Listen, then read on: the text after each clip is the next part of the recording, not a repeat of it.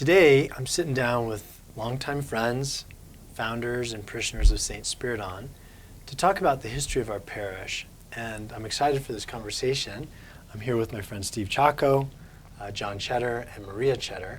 All three of them have been involved with this parish since its inception.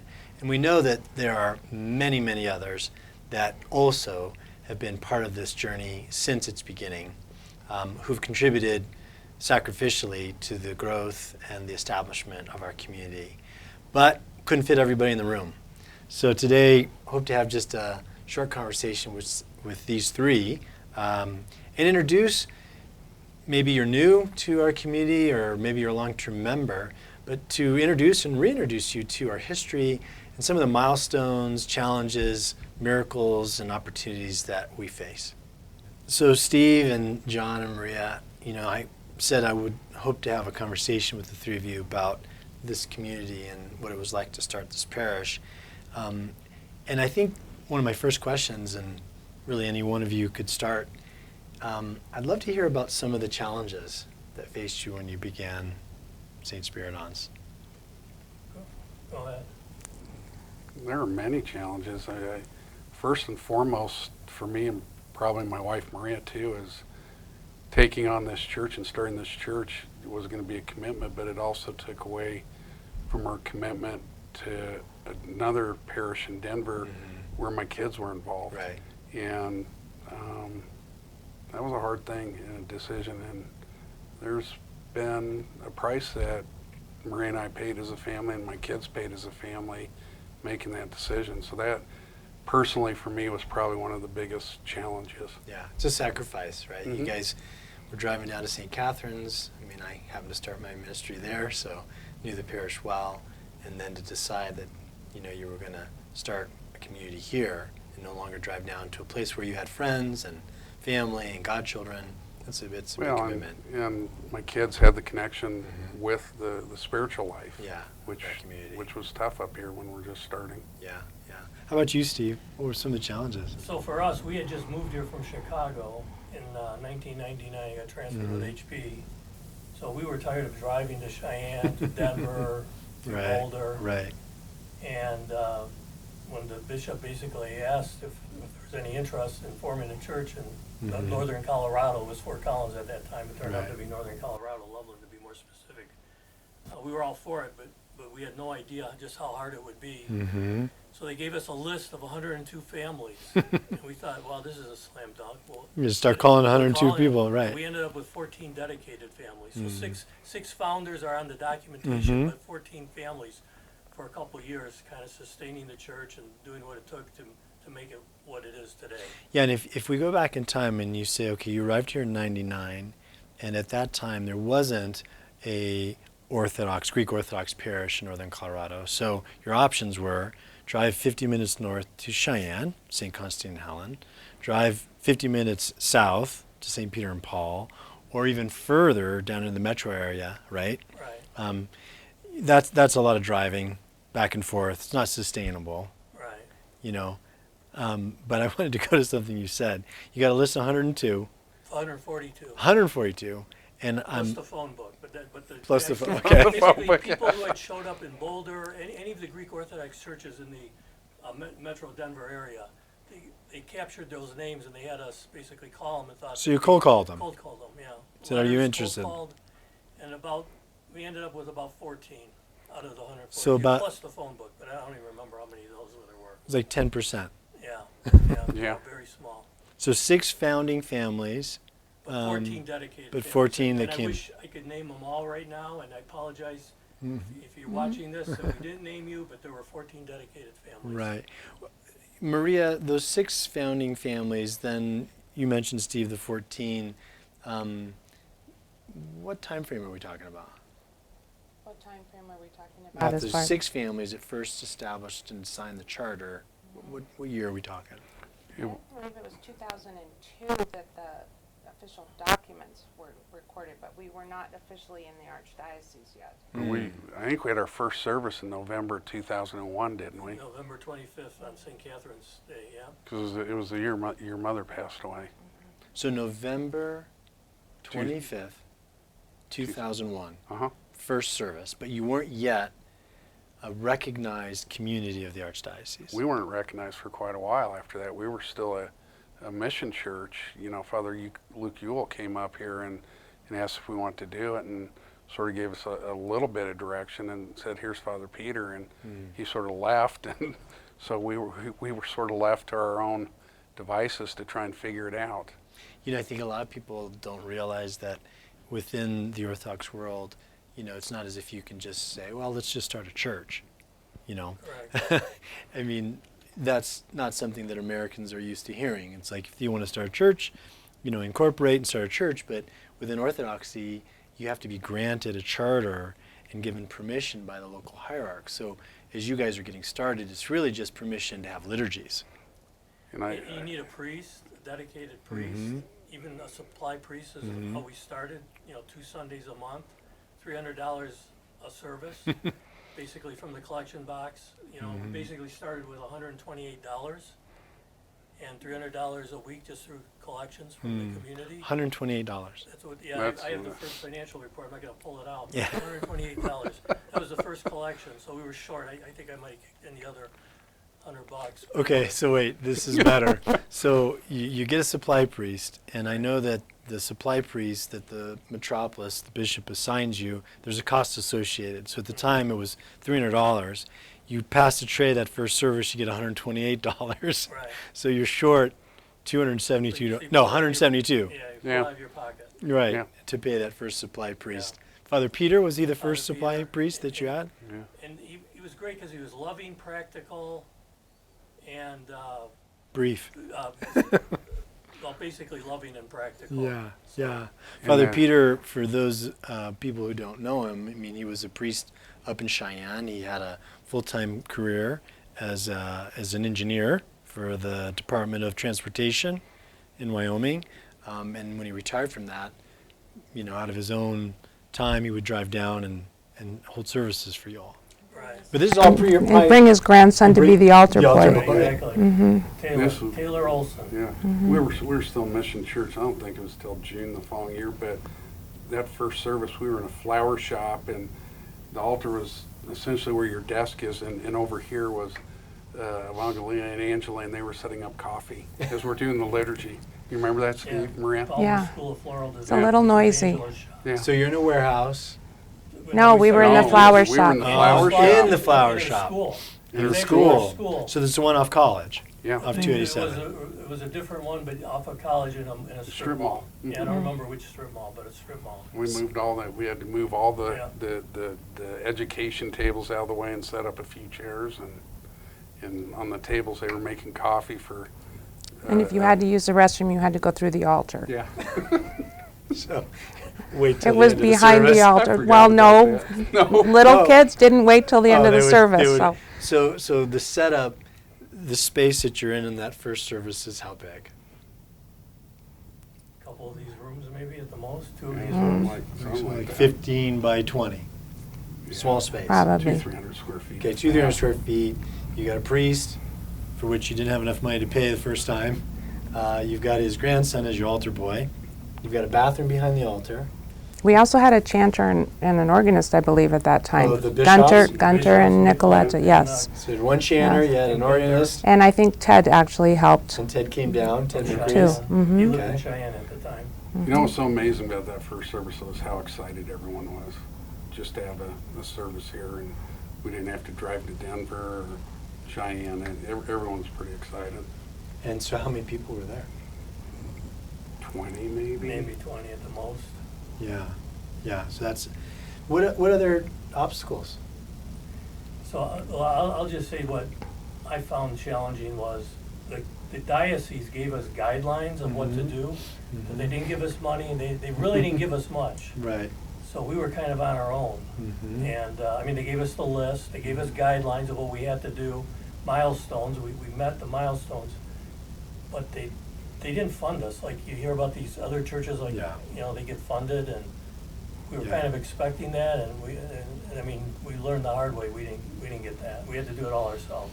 Yeah, I mean here. And generous donations from let's call it the Greek community of Denver. Yeah. And we got some really good donations Yes. ultimately from Cheyenne as well. Cheyenne took care of us. Mhm. They gave us things. So the Orthodox Church, the other thing you need is things. We got lots of things. Liturgical items. Liturgical items. And Cheyenne gave us a lot of that from the, was it the Laramie Youth? The camp, the center- summer camp, camp. yeah. Including an altar. Yeah. Yeah, the summer Altar. camp that used to take place up in Wyoming that was known as Athenagoras. That's right. Mhm. They had a consecrated altar and chapel there that closed. A lot of the items came from there. Rock Springs, I know the cathedral down in Cathedral. Denver. You mentioned the financial support that came from the community up in Cheyenne. But there was also support that came, I know, from the greater. St. Catherine's, the Denver Cathedral. They used to hold an event down in Denver. I remember attending. We one of had, those ones. we had Glendy's like for 2 or 3 years at least. Yeah, the Glendy is a Greek word for party, Right. and it was a. We actually raised quite a bit of money from those.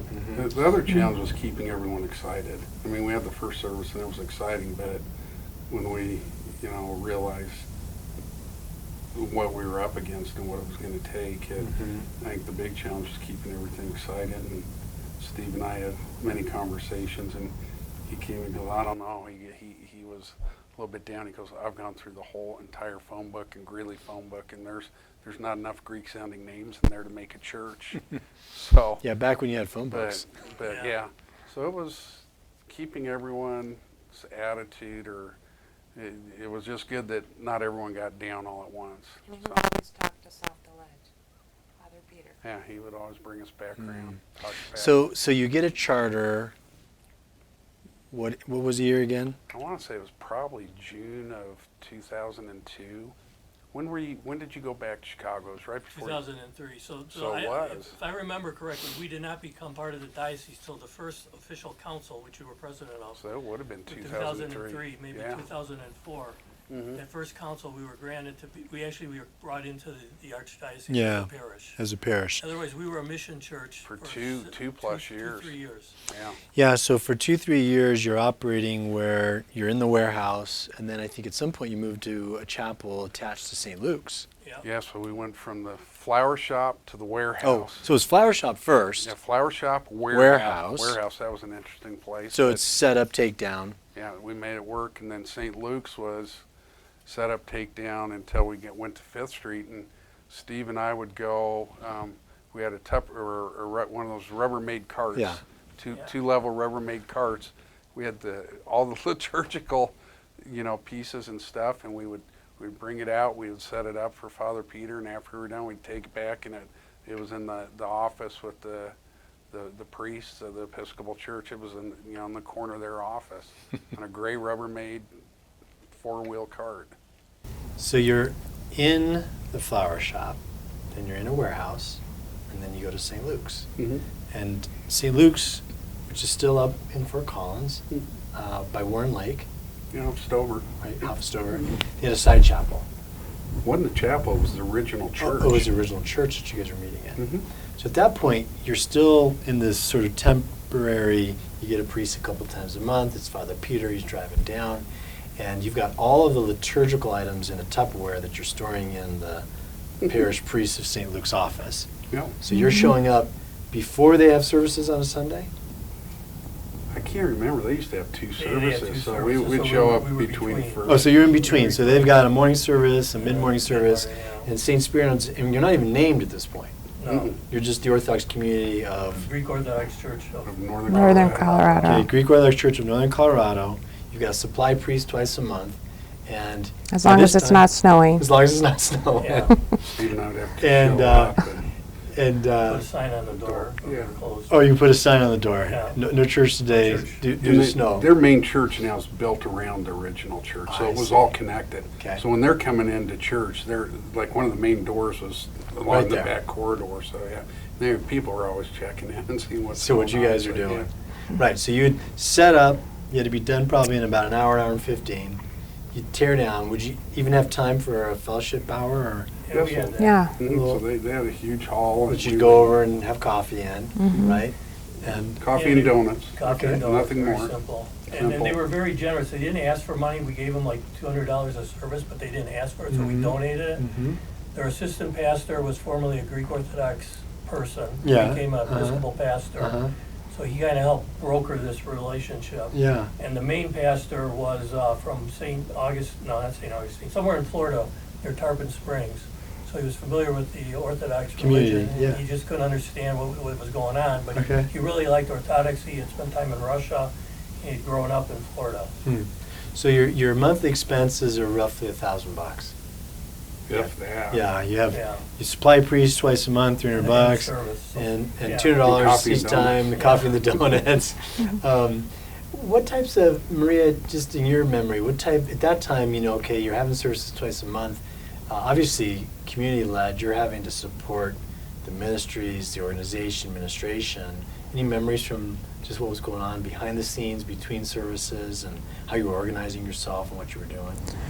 I think that the Chacos and some of the other key players and my husband were really good about the organization. The biggest thing I remember is the kids and getting them together with the fellowship time and what we deemed our own Sunday school. I was looking at some pictures and there was like 15 kids in our first Sunday school graduation, but they were so excited to be together. And there's a group of those original kids that still hang out now, and they call themselves the OGs of the church, so it's What's the OGs mean? the original Greeks. Oh, the So OGs. they're very I don't know, I think they that bond that they had back then is just still strong. So you had church school. You started to organize yourself administratively. Can you remember any other kind It was of? not as in-depth theologically. That's A lot okay. of coloring. A lot of coloring. Coloring. Yeah, that was Yeah. going on. Christian Yeah. coloring. That's Yeah. all right. Yeah. They So loved it. yeah, The key is they loved and it. they connected. Yeah. And I'm sure for you as families, what a joy to see something get started. But you mentioned all the headwinds. You're not given any real support from the metropolis. You're not given any money. You're given a few guidelines. I'm curious, what are some of the guidelines and hurdles and thresholds that they gave you? Well, to get a real priest like you. A real come up priest. With $100,000. That's a pretty big hurdle. Still in the budget, by the Yeah. way. Yeah. So So that's just one example, but that came later. as I remember hearing that story, I think some of it too was almost as if the bishop thought, "What are these guys doing? They're never going to get their act together. Go raise $100,000." Right? I don't think anyone ever thought You would that- do it. No, but I always had a sense of Maria and I talk see there was, despite everything we did, this church still succeeded because we did probably anything and everything you could do wrong. It's just there came a point shortly after it started, and it was the year her mother passed away that it started, and a long history, and we don't have a lot of time, but Father Dean Tallaghan had told me 20 years prior when Maria and I had moved up to Fort Collins, just hang in there, I'm going to need you someday up there. And I came shortly after a period of time just firmly believing, I still believe today, that just God wanted this church here, regardless of how we messed it up along the way. Well, there's synergy. Yeah. God has His will, His providence, and then you have to respond to that. And so certainly, you did respond. You raised the $100,000, right? That's that's a pretty big threshold. The big decision we had, Steve, correct me if I'm wrong, is we had to decide, do we get a building first? Because we didn't have a facility. Right. We didn't have a Right, permanent. because you're still at St. Luke's. You're borrowing the space. We didn't have a permanent facility even to function. So it's, do we get a facility, or then do we lobby for the priest, and we ended up doing the building first. But there were two meetings, and to your point, it was in the first meeting, and it was, and it's like I remember it like it was yesterday. It was in the upper room of the Central Cafe on Alameda, and it was like a mafioso meeting. There was the bishop, Father Luke Ewell, Spyridon Palmer, Steve, And Jason, and myself, and he, that's when we went to talk, and I think that was the first time they really sort of took us seriously, because I think Steve and Spiro had requested the meeting to go, what do we need to do next, because we were sort of stuck. And I think that's What year are we talking, John? It's probably still 03, 02, 03. Yeah, it'd be 02. You know, and they sort of gave us, well, you know, you need money for a priest, but you also don't have a building. So we really left really not knowing still what we needed to do. So. And like dummies, you went out and bought a building.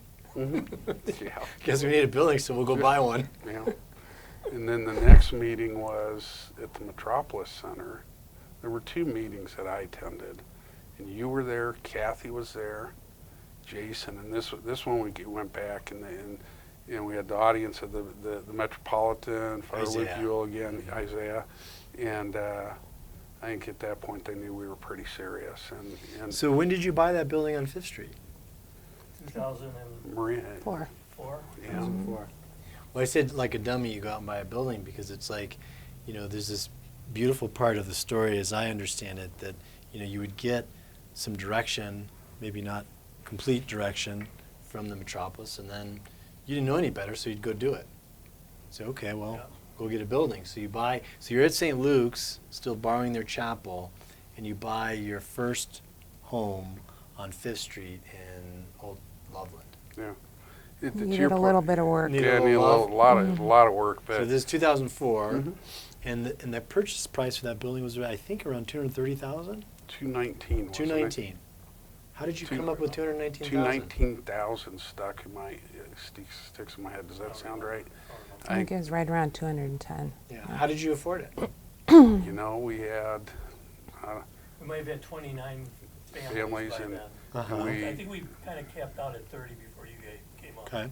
and we just had a parish assembly, for lack of a better term, and said, we got this opportunity, this is what it is, this is what it'll take, this is what, I can't remember what we needed for the down payment, and then, you know, what the payments would be if we got a mortgage. And I mean, I don't think it was 2 weeks, and we had raised more than enough for the down payment and then some with these families. So these few families, 29 families, no priest, right? Well, You got a supply priest, but no right, permanent no, priest, right? So you're on your own in a sense. How about a visiting priest You got a visiting priest. instead of a supply priest? And so you buy this building on 5th Street, and you said it was a little rough. It was pretty rough. Yeah, not gonna lie. What does rough mean?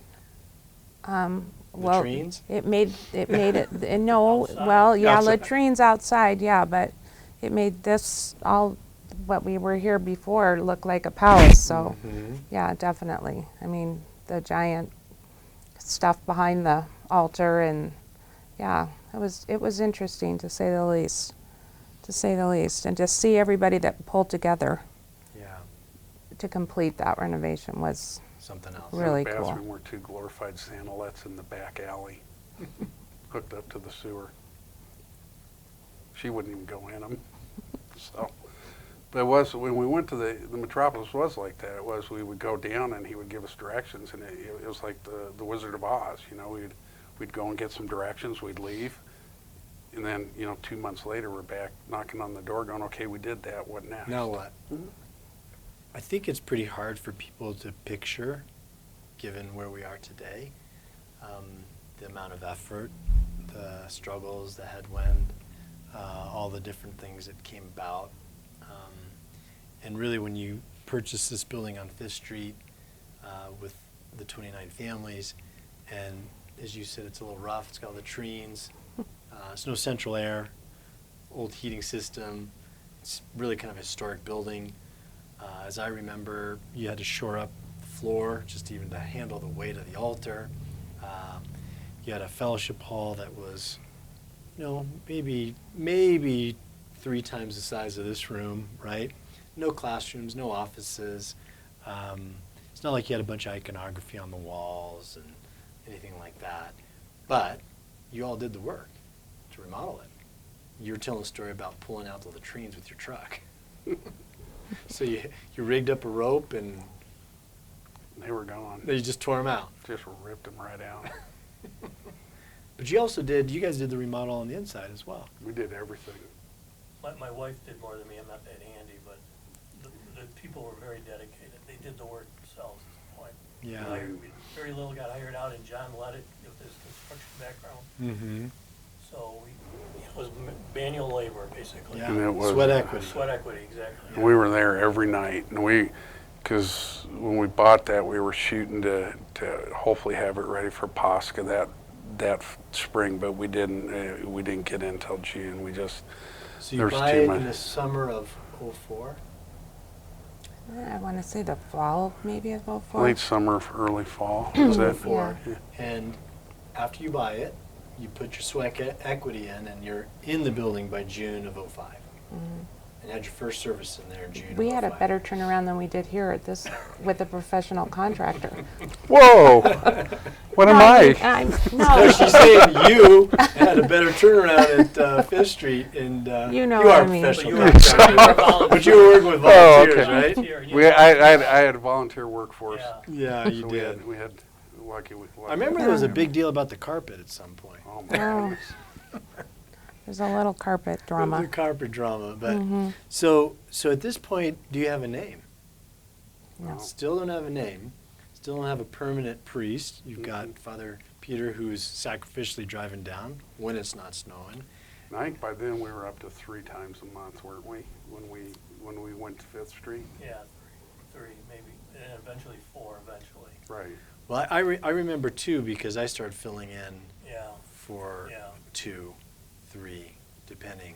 You Yeah. know, in It was getting 07. harder for him to do it. Yeah, he was getting older, driver's hard. Mhm. Anyway, so when did we get a name? When did it become St. Spyridon?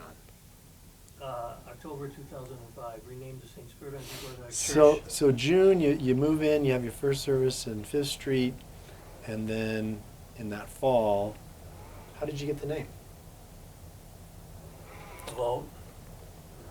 So did the bishop give you a He series of gave us a names? li- And We then we submitted, we start- submitted names, the church, the congregation. Submitted names to the bishop. And then he pared it down to his top, 10, wasn't it? was it 10? Yeah. Okay. And then, I Then you don't voted. remember what the vote, but it came down Two- to 2 names. two votes St. in the- Anna and St. Spyridon. St. Spyridon won by 1 vote. Yeah. One by one vote. So then you were named St. Spyridon Greek Orthodox Church, Mhm. and you're on Fifth Street, and it's fall of 2005. Okay. Mhm. So, a few miracles it seems to get to that point. Have you raised the money yet to hire a full-time priest? No. No. So you're Whenever you started coming is when we had, the money was in the bank. was in the bank, Yeah, which so- was 2007. 2007. It was in the right? bank because the bishop wouldn't assign anyone. I think we had to have a minimum number of stewards at that time too, Yeah. like 40. But Yeah, I don't- we had 40. We were counting pregnant people and Yeah, their you guys- child The and numbers are a stuff. little gooey, A little but skewed, yeah. yeah. Well, I know that my first introduction to all of you, obviously I knew John and Maria before I'd gone to seminary, but I met you in 2002. You'd come down to St. Catherine's, and you did a little recruiting visit. I don't know if you remember this. It was in the old fellowship hall of St. Catherine's, and I wasn't even ordained yet. I don't know if you remember that. I remember. And you had all your charts and graphs, and you were telling me everything. And Sales pitch. yeah, it was kind of a sales pitch, and I remember thinking, I'm not even ordained. Like, I don't know how I would factor into this story, but that was 2002. And then I can't remember when you and I had lunch for the first time at a Quiznos with my No, Uncle it Andy. was Panera's. Was it Panera's? Yeah, it was shortly after we started this church. I said, I told everyone I showed him up here that I had a priest for us. So Was I ordained by then? I don't even think you were a deacon yet. So So, same kind of story. so you told me, hold on a minute here. Yeah, This is hold not on. how this works. Let me explain this to you. Yeah, so 05, you've got your building, and it's another year and a half before you have a priest. So any memories from that time period? Sermon was the same every Sunday. Don't play soccer. So, From Father Peter? Yeah, from Father Peter. It was just, it was a great time because, we finally had our place. We, I think you started the festival by then? Did you have a festival? when We did we the, did have festival twice in Old Town Fort Collins. Yeah. But I don't remember what years they were. Well, it was, I think it was probably '05, '06, '07. I think you had 3 total. I think the first year you were up here, we had the last one that we did. Okay. Yeah. So you're just kind of moving along and so at what point does the bishop tell you, all right, this number of 100K, you need to raise this money. You've got a building, but if you want to have a priest, you need to put money in the bank to hire one. It was that second meeting we did down at the Metropolis Center with Kathy and Jason, and I think Kathy was the one. Kathy was the one that just said, "Bottom line, what does it take?" Steve's wife, Kathy, asked the bishop. He goes, "What? Bottom line, what does it take to get a priest assigned?" And that's when he sort of gave us, well, you got salary, you got insurance, Right. you got. Right. And then we got I got parishes that have 300-400 families that don't have priests, and you have 40 people, and Yeah. you're asking me for a priest. Right. Well, and I think, again, for people who maybe don't quite get, just what a challenge that is, on the one hand, you're not going to get funding from the metropolis to do this, right? So this is all work that you're doing yourselves. And then, as you pointed out, within the archdiocese, especially at that time, and even now, there's a shortage of priests, right? There's lots of communities, large communities that don't have priests, and maybe people don't understand that priests are assigned. So the bishop is assigning priests. He's looking at, let's say, the 50 to 60 parishes he's overseeing, and he's trying to determine, okay, where do I place these limited resources, right? I've only got so many priests, and so here you are, community of 40 people, and It's 40, right, Steve? Yeah. We're sticking by it, right? Sticking by 40. We're sticking with it. yeah, and the other part of it is that a priest is on sort of, if I serve in a large parish, my salary is the same as if I serve in a small parish. So you're also up against the fact that you've got to pay a salary that a larger parish is paying with a lot more resources, right? So he gives you a figure, 100,000, probably thinking, I need to make sure there's a buffer here, because if I assign somebody, are they really going to be able to pay them, right? Right. Well, I don't even know if at that point the chancellor or the bishop still thought we could pull it off. Right. I thought, they threw that number out, and we were back, within 6 months and going, it's in the bank. Mhm. Here's the statement. So that was probably, what, '06? Probably end of '06, Six, beginning yeah. of '07.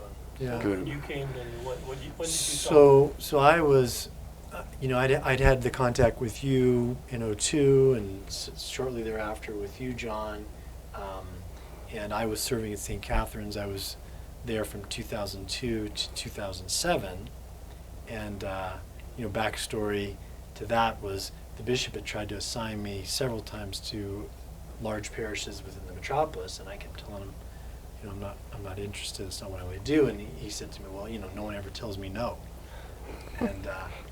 And something came up where, at the time, Archbishop Demetrius was asking for a new dean of students at Holy Cross Seminary, and he had the president of the college, Father Dean Chandafilu, send a letter to Isaiah asking for my release.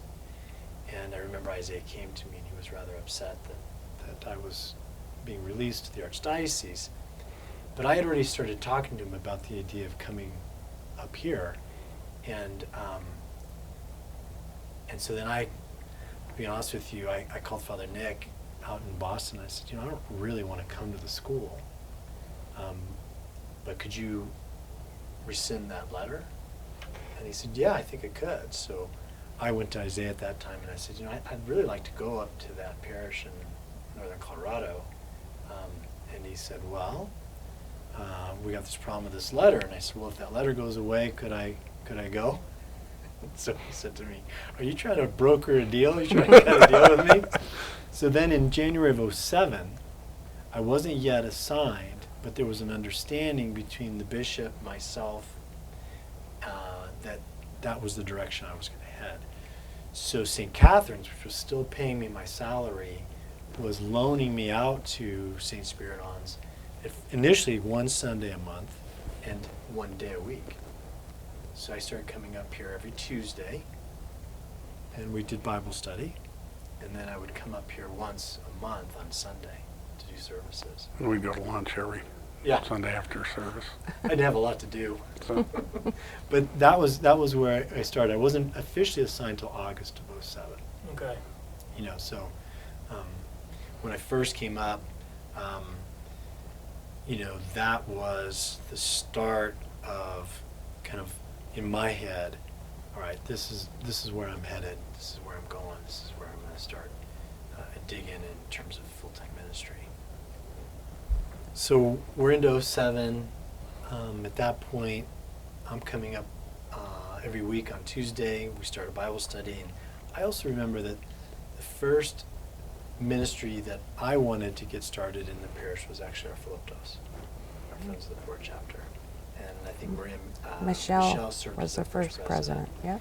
And I think that was rather symbolic in the sense that, together, here we are, we're going to worship together, and then the second thing that we're going to do is we're going to serve people in need, both locally, nationally, and internationally. So I'm just proud of the long history of our Friends of the Poor chapter, our Philiptos, and what an incredible organization. I know you've been president, you've been involved, so maybe say a word or two about that incredible institution. I think that's one of the ministries that totally took off because, like you said, it was a natural partnership, and the women were looking for a way to give back as well. So I think it gave us an opportunity for fellowship together as well. That was an identity right away, right? That this is something we do. I also remember that it really was a beautiful church, the little church on Fifth Street. I mean, it was elegant, wasn't it? But I remember when I arrived, we still didn't have all the icons on the icon screen. There was still the cutout. What was that? OSB board? Was that particle board? Particle, Yeah, plywood. so we didn't yet have the icons in the icon screen. We had the initial icon of Christ and the Theotokos, and then we had an icon of St. John the Baptist, and then one of the Dormition, because those were the 4 icons that the cathedral found in a storage closet, and they donated it to us. And then that icon screen that Diana Fauberg designed, in memory of her father, right? So that was a beautiful, we still have that icon screen. One of the miracles is that icon screen fit perfectly in the new building. But I remember there weren't any icons on the walls, right? The building at the time was white. I remember one of the first things I asked to do was to paint the building. I don't know if you remember that. We painted it. I think there were conversations about what color beige it was going to be too. Yeah. That was along with the carpet conversation. We got those candle sconces. Remember that? Those got broke almost every week. Yeah, they did. But they were beautiful. They were beautiful. And then we didn't have any space to hold church school or to have offices. So my office was in the fellowship hall over the crawl space hatch. And I remember I would show up on Tuesdays, and the building was in mothballs, so it'd be about 33 degrees in the winter in there. And I'd turn on the heat. It would take till about 2 o'clock in the afternoon before it was warm enough.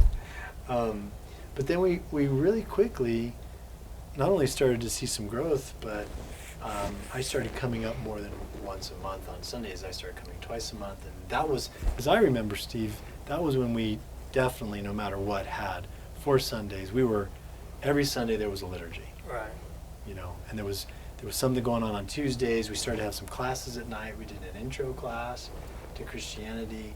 And then Maria, you brought up a memory on the break that we had our first full Holy Week. So in '07, we did all the Holy Week services. I think His Eminence came up too. He did. I have a story He came about up that. on Wednesday. For Holy Unction. I remember your wife at that point was parish council president, and I had gone over to your house, and I told her, I said, I would like to do Holy Week.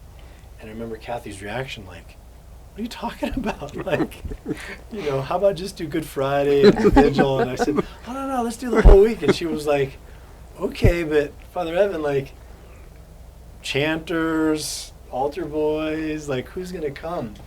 And so we did schedule all the services for Holy Week that first year.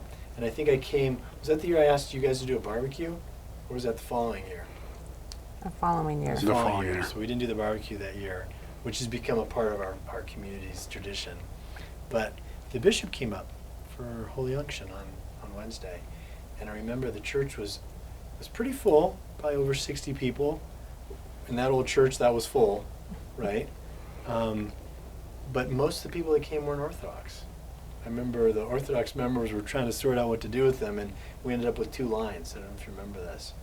I don't remember that. So we were about halfway through the service, and I'm looking out, and there's little tells, like, does someone make the sign of the cross? Do they light a candle when they walk in? Do they kiss an icon? Do they seem like they know what's going on?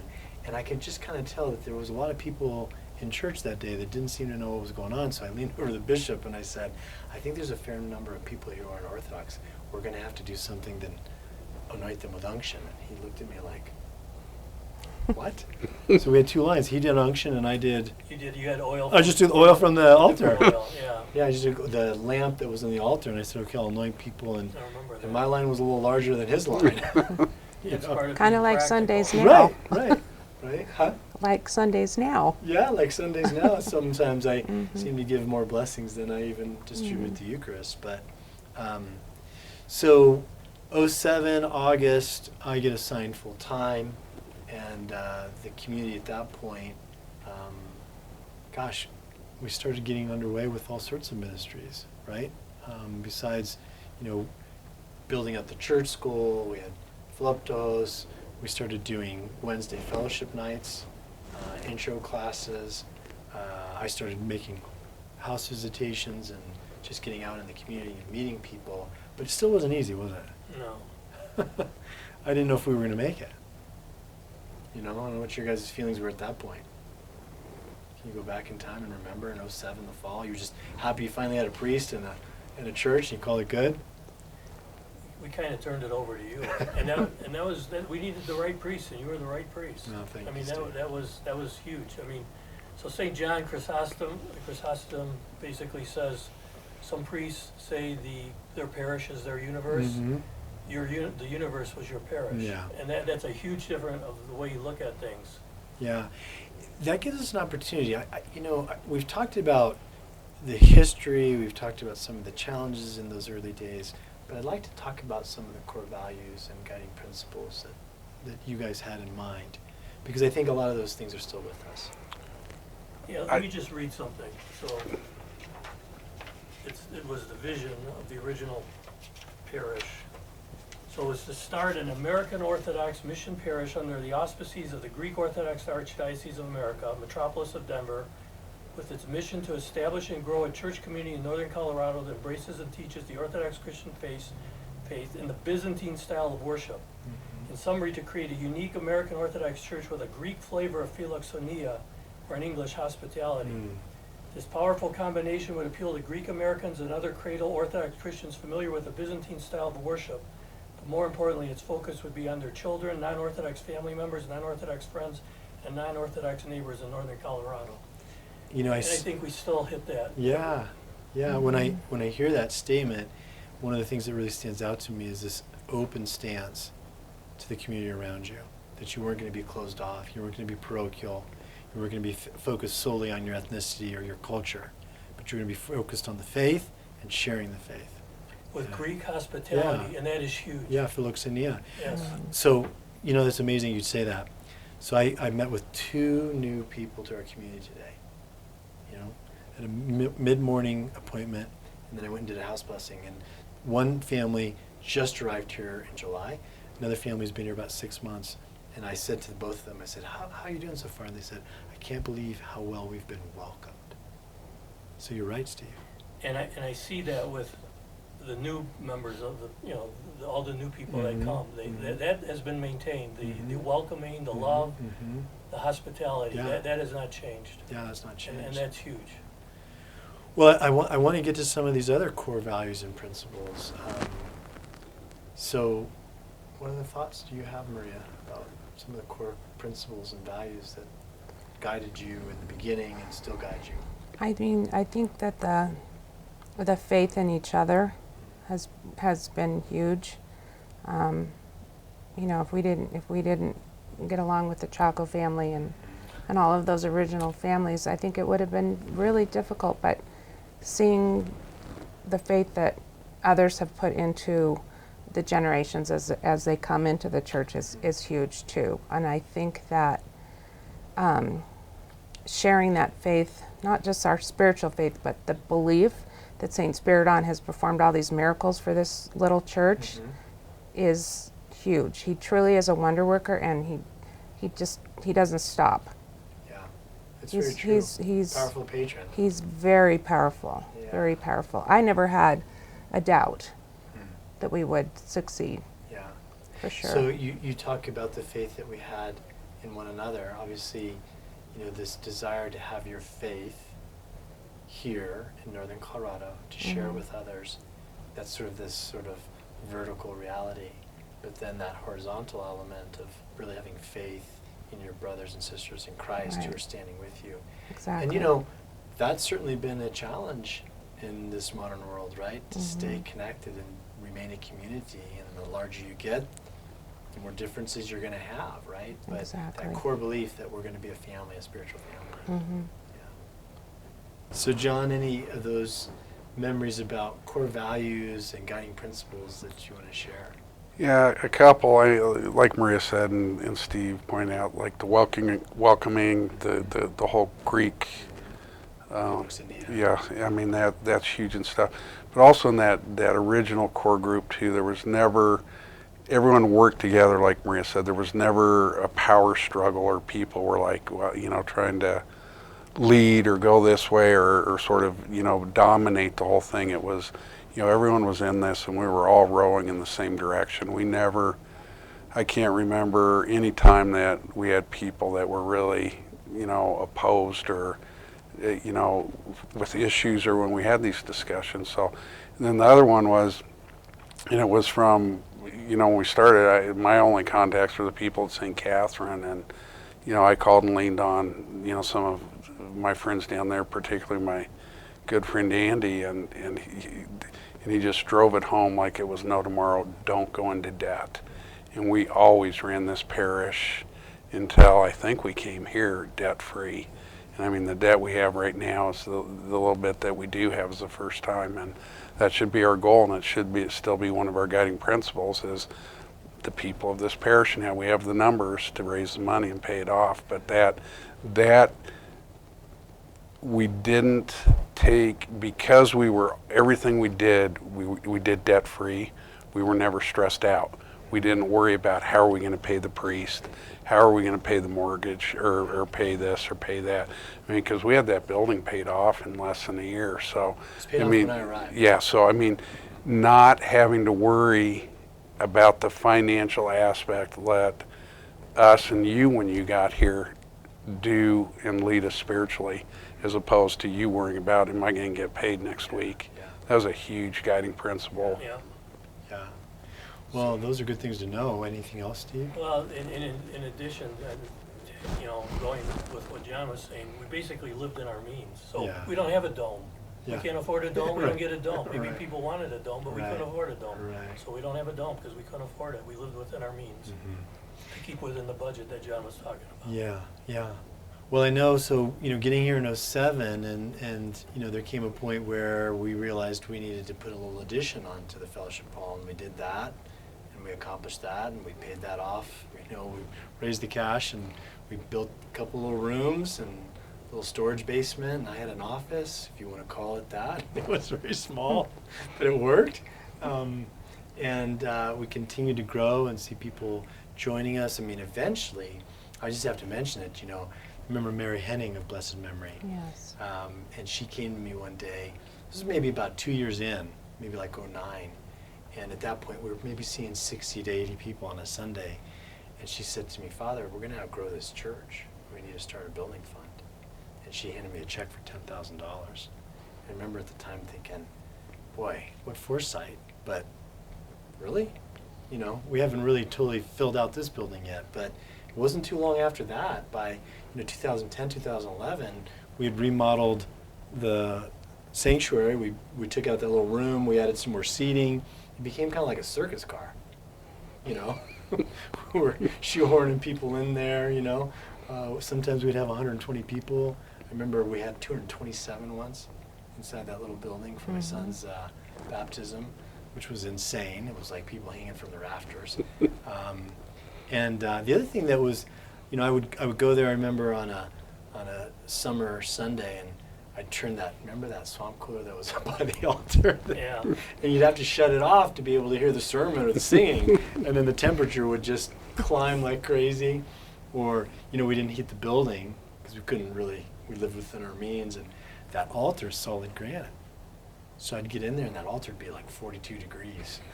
So by the end of the liturgy, my hands would basically I couldn't move my fingers, and my knees would be, sore. But you know what? Those are good memories, good things happening there. And so we started to see growth, right? We started to see new people. I think we were surprised by just how many people started to show up. Not only people that were Orthodox, right? I can think of some people that moved to town. Our new deacon, Deacon Nicholas. Remember, he showed up one Sunday, and he was Orthodox. But we also started to attract people who were just interested in Orthodoxy, right? It was starting to get to the point where I didn't know everyone anymore. Yeah, which is a good problem. That's a good problem. Right. So we get to a point where we all come to realize we can't stay here, as hard as that was to realize, right? And we start going on a building search. and the parish council president, who spent more than anybody in the history of our community, came on board, Maria Tschetter. I wasn't on board for the building search. No? No, So that was Jon. Oh, so Jon you were president while the building search was I call going it the on. scavenger hunt. The scavenger. Boy, we looked at We looked Yeah. at a Napa Auto Parts building. some of the places we looked at. The place up on 29th there, we were going, we can make this basement that's 6 feet tall Yeah, into work. classrooms, and Yeah. worked for Diane. Yeah. We did. We looked at some real losers, but we knew we needed to get a place. We knew we needed to get a building, and we weren't going to be able to do what we needed to do on Fifth Street anymore. Yeah. So I signed the papers for here, and then she took over. So we purchased this building on 807 West 29th. 2016. 2014, and we didn't move in until 2015. Yeah. So the community that was here, the First Nazarene Church, rented it back from us for a year, and then we cohabitated. They were in office space above, and we took over the worship space, the main office, for another year, right before we started the Right. remodel. I think what people would find hard to believe is that when we went on that property search, there was still just that $10,000 in the bank, right? And the purchase price for this building was $1,050,000, right? So between the 10,000 and 1,000,000 and 50, we needed St. Spyridon to pull off another miracle, didn't we? Well, he pulled off the miracle finding this church to begin with. The visibility on 29th Street and just the whole size of the campus, it was perfect for our needs. I remember when I called Pastor Brian and said, "Hey, I heard you have a church for sale." And he said, "What are you talking about?" Because Georgia found it, She yeah. had said, "I think there's this building for sale," and I called it, and the You didn't pastor was know? like, "We're not selling this. What are you talking about?" And I said, "Well, can I come talk to you?" And I came over here. I remember I drove over from Fifth Street, and I said, "We'll give you $1,000,001." No approval. I didn't have anybody, but I just thought, I'll throw him a number. Maybe he'll say yes. And he told me, "No, we're not selling." And it was 3 months later that he called me up and he said, "Hey, you remember me? You still interested in buying this church?" And so we started that building campaign, $10,000 in the bank. Remember, we did a feasibility study. We had looked at some There other was things. all kinds of studies done. Yeah, and then we put together the mustard seed campaign The mustard seed was when we were here. when we were here. So Yeah. what was the first campaign? It Did was we even have just- a name I for it? don't think I'm not even sure. It had the gold dome. We were filling the gold dome. So it was the dome, and the dome that we never were able Right. to afford. But we were filling the dome to purchase this building. Mhm. And as I recall, we sold Fifth Street, and with the money that we had raised when we moved in here, we paid it off. I believe so, Yeah, yes. so we didn't have any debt when we got here. Right? And we had money in the bank. And we had money. in the bank. Continuing to live our value. Yeah, right. At that time, I remember, a busy Sunday was about 180 people. Mhm. That was. We jumped almost 40 people the day we moved in, because a busy Sunday over there was 140, and I remember we got here, and all of a sudden, just by having the visibility and the size, we jumped all of a sudden to 180 people. People in this neighborhood showed up on that first Sunday, and the visibility of 29th, right? You know, having a sign, all are welcome, right? Philoxenia. And then we spent a year in the original Nazarene church building, which was a little rough, kind of like Fifth Street, wasn't it? It was only a year. Only a year, and then we moved into Seemed like the a St. lot Donasian, more the than Jimmy a year. Church. That was a long year It then. was a long year. It was a year and a little bit, right? Mhm. So we're in this new building. It was a little rough. A little bit. Cinder block walls, green paint. It was dark. Dark. It was no, very no dark. windows. But I think it felt like a palace. Well, the size of a palace. Yeah, we had bathrooms attached. The bathrooms were similar You- to the outhouses at the. Yeah, but at least they Yeah. were inside. Yeah. You didn't have to go Yeah, you outside to didn't go to have the to go bathroom. Outside. We had a Yes. gym, Yeah. so a place to have fellowship. Mhm. We had classrooms. We had a dirt lot. It wasn't playground or anything like that yet, but it sure felt like luxury to me. I remember people saying, "Do you miss Fifth Street?" And I thought, "What's there to miss?" It was like a submarine. It was cute. It was nice, but I didn't miss being crammed in there. You know, the back of that altar was. I'd be standing back there with David Angelic or Daryl Fox, and if I needed to go right, they had to take 2 steps over, and then as I'd go left, they'd take 2 steps back. It was pretty small. But so when did we decide to start the mustard seed campaign? I believe the mustard seed campaign came about when we finally had the plans and everything done for the Okay. building So to what, raise the construction money. so what year are we talking, Maria? 2016 to 17, 2016, probably. 17. Yeah. And in that campaign, we raised another. Yeah. Now you're gonna put me on the spot. We had around 2 million of the 3 million. That we needed. Yeah. We started by the time that campaign was over, Mhm. right? Mhm. So we moved over into the gym, which we were calling the Gym Church or the St. Donasian, and you know a lot of new people joined us at that point. I remember that we were in the Gym Church, and I had people that became catechumens and were baptized in the gym and had never been inside an actual Orthodox sanctuary. First time that they'd seen an icon screen or lit a candle at a candle stand was when we moved into our new sanctuary and had our first service, you know, which is hard to believe, right? So this whole remodel of the campus, the new part of our sanctuary, the remodel of the sanctuary, all of that took place under that mustard seed campaign, and you were president at that point And the funds that we had saved. Yeah. over those years. So that gets done, and we move in first service 2018, August. August of 2018. And I think a lot of people, again, join the story at that point, and for them, that's just the assumption. This is what it's always looked like, right? But just getting to that point was something else. Do any of you remember what the first reading from that Sunday was? It was mustard It seed. was the mustard seed. Yeah. And none of us planned that. St. Spyridon did. Right, so you have a lectionary in the Orthodox Church which dictates the readings for time immemorial. We set up a campaign, the mustard seed campaign, all the ups and downs we had with the city, all the delays with the contractor, all the side tracks we had to take. Everything. We could have never told you what Sunday we would move in. And then I look at the reading for that Sunday and I go, you've got to be kidding me. It's the mustard seed reading. So as you said earlier, John, God always had a plan that this community would be here, right? Always did. Yeah. No doubt, right? Yeah. Despite us Despite us Exactly. and with us. and with us. You know, there's never going to be a way to sort of tell all the stories, to share all the memories. You know, maybe we need to do a series of these videos down the road, just all the little anecdotes that make up this community, all the little miracles that happened along the way. You know, the altar being the altar of the church camp that I went to where I first felt the call to be a priest is now the altar that I serve at. I mean, and that quarry is closed. You can't pull any more granite out of that quarry, and we have that altar. And the people that donated that altar Our members. are members. I mean, it's like God's providence is all over this. And obviously, none of us can and could have predicted what we would become, right? You know, today, just this past Sunday, we had the largest attended Sunday, typical Sunday in our history. 320 people came to church. And when you look at how we've watermarked, you know, our attendance is, it's beyond what we could have imagined, right?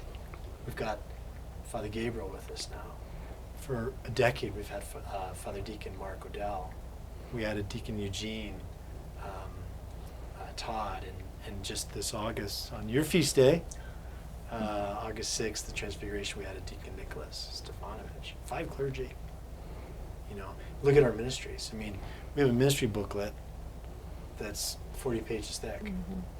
You know, our reach is not just locally, you know, whether it's our involvement in the food banks here in northern Colorado, nationally, internationally. I mean, we've got a feeding program that our Philiptos runs every week for 100 needy families in rural Ecuador. We have 3 missionaries. One in Tijuana, one in Albania, one in Romania. I mean, it's mind-blowing. We've got a podcast ministry that reaches thousands of people. So truly, St. Spyridon's, you know, in a very short time has become not only a beacon of orthodoxy in northern Colorado, but we've become a beacon of orthodoxy in America and throughout the world. The universe is your parish. The universe is your parish, yeah. It's really, truly, if you stop and just think, you know, and every time we have a service now, someone new shows up. And I think of my grandma, who would have lunch every Sunday at her home. She'd set the table, and when someone would arrive, she'd just put a card table and get another setting out, and she'd make room. And so that virtue of philoxenia, hospitality, still has to guide us. But that comes with its own challenges, doesn't it? Mm-hmm. Right? As you get bigger, the community grows larger, it's harder to know everybody and be connected to everybody, but we're still here to serve them. So I'm going to ask you a very difficult question. What's the future of St. Spyridon's look like? Well, we're going to start with Maria. Start with me. Yeah. Put me on the spot first. What is to come? I think with the amount of young people that we have in this parish and the really young people, that it can only grow more and more.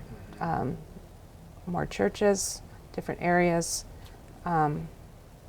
Probably not in our lifetime, but I foresee that we've planted the seed in those young families and those young kids Yeah, to grow.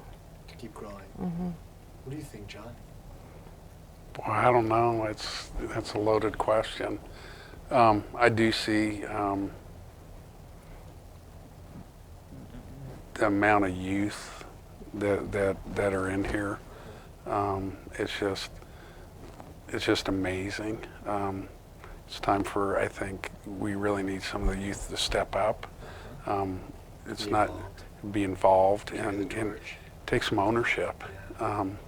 But to Maria's point, I mean, there's so many young people and young kids here, and I mean, I see this going for generations to come. I mean, it's just, I don't know, it's just, I get emotional about it, having been able to be blessed to be part of something like this from the beginning and see what it's become. I see there's no limits to what we can do and what our reach can be. And what God can do through us, right? Yeah. Yeah, who'd have thought you're setting up that first service, they're making coffee, there's 20 of you, and you know, where you are now and where it could go. Yeah. With God's grace and blessing. Mhm. Steve? So I watch it on TV more than I ever did. I never watched church on TV, but with COVID, it's kind of changed the dynamics Dynamic. for me personally. So I'll be the first one to admit I'm watching it on TV and I'm not always here. So that's a huge change for me. I'm still trying to wrap my head around if that is right or wrong, or you know, is that the way it's supposed to be? Yeah. So the TV ministry has become more important to me. Yeah. And probably maybe the Orthodox aren't really good about leveraging their infrastructure, so maybe a couple services, you know, maybe you can do 2 services in the building, in this building, as is, and then, like Maria said, maybe multiple churches going down the road. Yeah, it's amazing to think about the arc of the story. where it began and where we are, and then to realize it's not where we're going to end up. And I can tell you right now, if you showed up at St. Spyridon's today, and this is the picture you have, in a year you'll be like, it's not the same church that it was when I showed up. But it shouldn't be, right? It should constantly be growing and changing and developing. The faith stays the same, right? But that initial vision of establishing orthodoxy in an American context, it still guides me, it still directs me, and in the vision of who we want to become. And I think even to the point, Maria, of saying, maybe it doesn't only just impact the future communities that come from us, but maybe it even impacts the communities around us, the Orthodox communities around us, who I know already often contact us and say, tell us a little bit about what you're doing, because we're interested.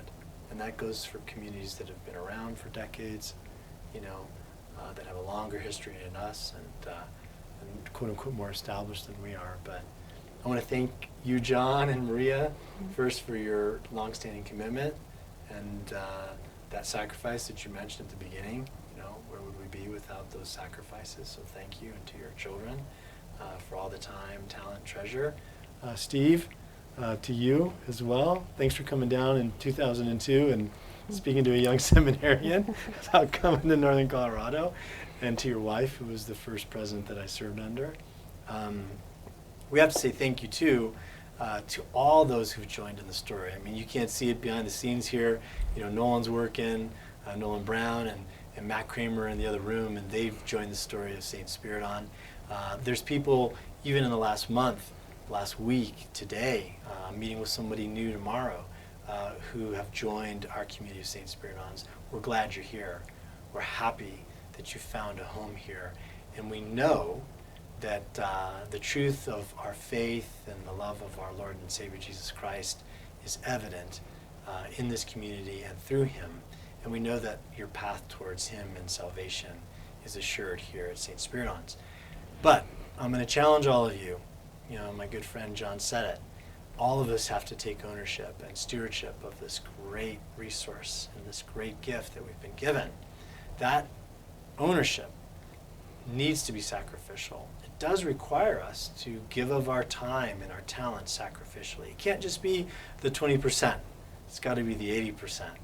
It also means that we want to assure the financial stability into the future of this community. So whether that's paying off our mortgage, whether that's tithing in our stewardship and making sure that the ministries and the daily operation of this community can continue, it's time for all of us to step forward and step up and become part of the parish in a way that we're not renters, we're not observants, we're owners. We're committed stewards and followers of Jesus Christ and his church. Thanks for listening. Thanks to everybody who put this together. And one more time, thank you to all those who've been part of this journey. If we started to list the names, we'd just miss too many. So many people. They're really, this is a thumbnail. We just represent all of them. Yeah, truly, right? And you, as a new member, are really on the shoulders of them, and I know that they're glad to be part of your story as well. So God bless. Thanks for listening. Thank you, St. Spyridon, for all of your intercessory prayers and the wonders that you've worked. And first and foremost, thanks and praise be to our Lord and Savior Jesus Christ. Amen. Thanks for tuning in. Amen.